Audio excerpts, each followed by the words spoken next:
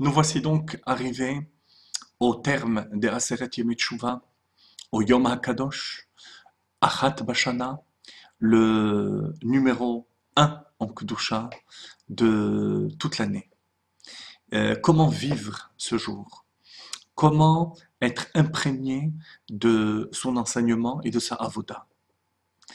À travers une Mishnah dans Pirkei Avot qui nous dit qu'il y a trois couronnes. Keter Malchut, la couronne de la royauté, c'est Rosh Hashanah. Rosh Hashanah, qui correspond à la soumission du juif à Kadosh Baruch Hu. Keter Torah, c'est Simchat Torah. On danse avec les Sfarim, avec les rouleaux de Torah. Et entre les deux, nous avons Yom Kippour, qui est Keter Keruna, la couronne de la prêtrise. Chaque jour, chaque juif, pardon, le jour de Kippour, devient Kohen Gadol.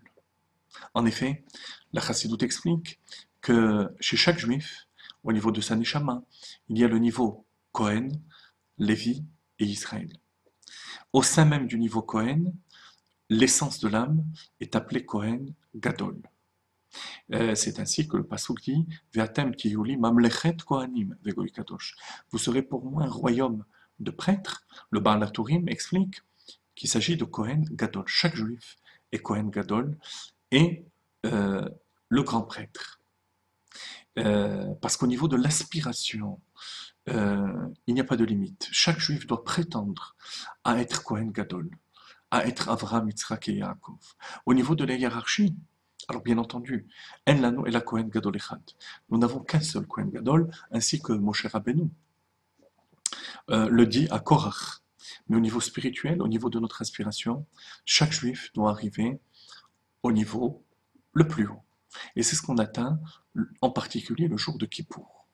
Et à travers une partie de la prière de Moussaf qu'on appelle la Avoda, où on récite justement la Avoda, le travail, le service du grand prêtre au Beth Amikdash, qu'il accomplissait avec les Bigdei Zahav, les vêtements tissés d'or, ou bien les Bigdei Lavan, les vêtements de lin blanc, qu'il utilisait essentiellement pour Avodat Pnim, à l'intérieur du Beth Amikdash, notamment dans le Kodesh HaKodashim, dans le Saint des Saints. Ces deux vêtements représentent la double relation qu'a le juif avec, d'une part, le monde matériel, l'or, ainsi que le Moreh HaNevuchim, le guide des égarés, le Rambam, explique par rapport au Bigdei Kehuna qu'il fallait que ces vêtements soient en or parce que l'or a produit une attraction particulière chez l'être humain.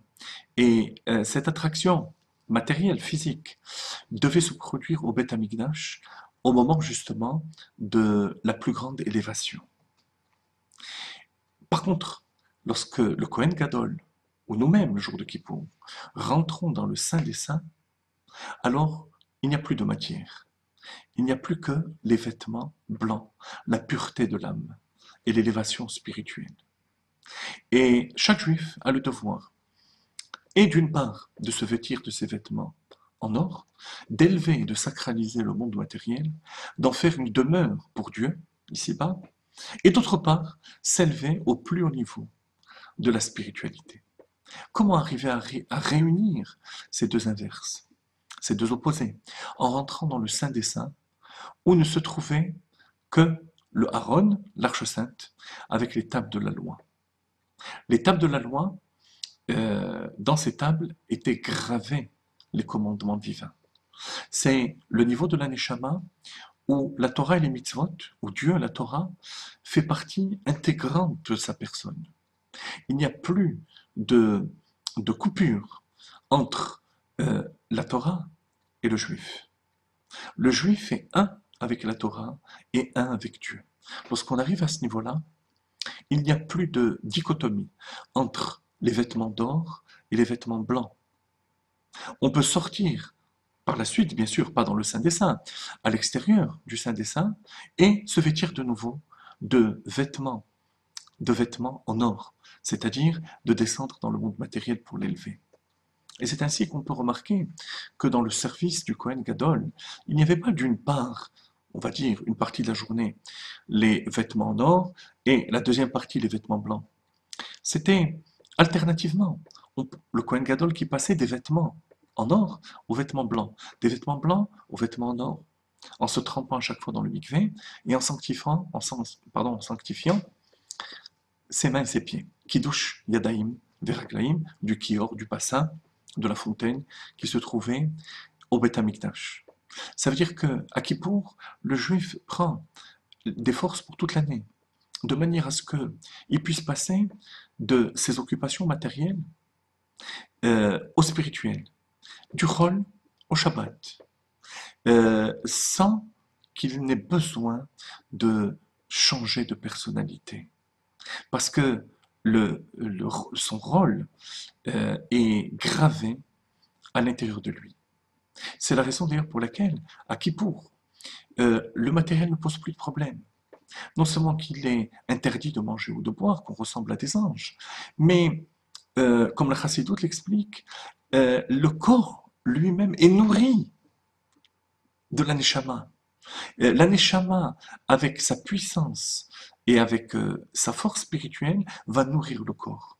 Il n'y a plus, une fois de plus, donc, de coupure entre la Neshama et le corps, un peu comme ce qui va se passer lors de Triyat HaMetim, la résurrection des morts, où les âmes vont réintégrer les corps, mais où on n'aura plus besoin de manger ou de boire.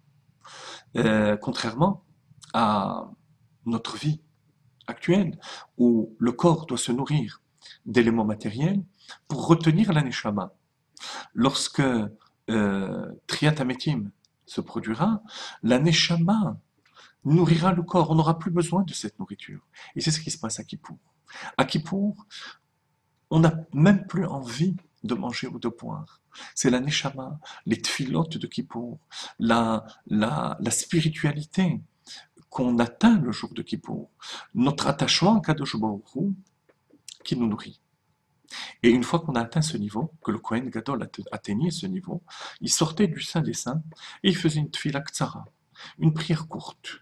Courte dans ce sens que on n'a plus besoin de supplier pour avoir une bonne année matérielle, parce que on a intégré le fait que le matériel est une partie de spirituel.